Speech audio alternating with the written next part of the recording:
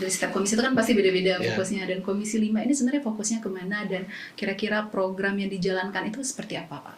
Ya, ada beberapa komisi yang hari ini lebih banyak dari tahun sebelumnya di DPRA. Hari ini komisi menjadi 7.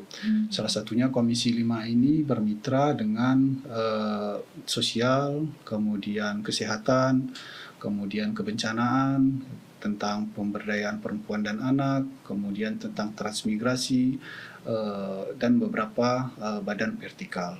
Jadi seperti contohnya masalah Dinas Pemberdayaan Perempuan dan Anak, ini selama ini kan dianggap bukan sebagai suatu dinas yang prioritas, tapi di sana ada hak-hak perempuan dan hak anak yang harus mereka jaga, dan mereka harus melakukan sosialisasi, kegiatan-kegiatan pencegahan kekerasan dan sebagainya.